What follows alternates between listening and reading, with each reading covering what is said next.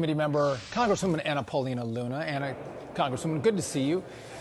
Here's my question for you, because I wonder, if you have an honest business, why would you work so hard with all of these different LLCs to hide the money that you're getting, number one? And number two, why would Hunter Biden, if this was just his business, why would he give the money to 9 different Bidens if this wasn't directed by Joe Biden?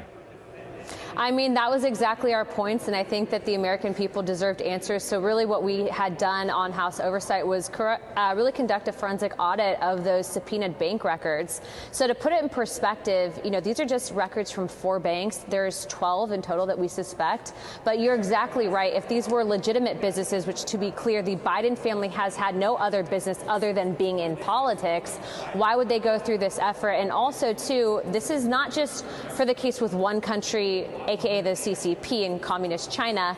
We also found that this same trail of money laundering within these 20 different companies that were set up also were replicated with a separate government. And so this is definitely something that the American people deserve to see. And frankly, we are relying on the press to put those facts out there, just like they did with Watergate.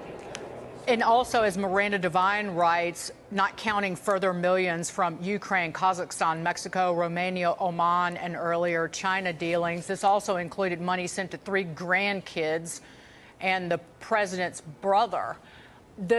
What can the American people expect from the committee? How soon will you roll out more information for them to see about the Biden dealings? Well, we're in the process of currently authorizing more subpoenas. As you heard also earlier from that press conference, it was uncovered, and actually Senator Grassley had brought forward a document from a whistleblower that actually stated that the FBI has a document in possession that actually ties Joe Biden to some of these illegal transactions. And so the American people deserve answers, but I want to be really clear about something.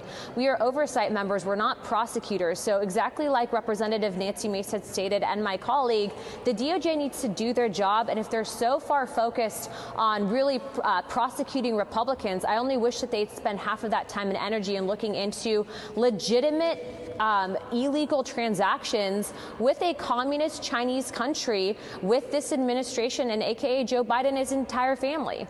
You make a good point, because just having a gavel for 4 months, look at all of the information that you've uncovered as a committee. By the way, it's not the FBI. I mean, the resources aren't the same. And here the FBI sits on the sidelines. I mean, you talked about doing a forensic audit. That's really easy for the FBI to do, a forensic audit, but they're leaving the Oversight Committee to try to figure out how this money moved and to who it went.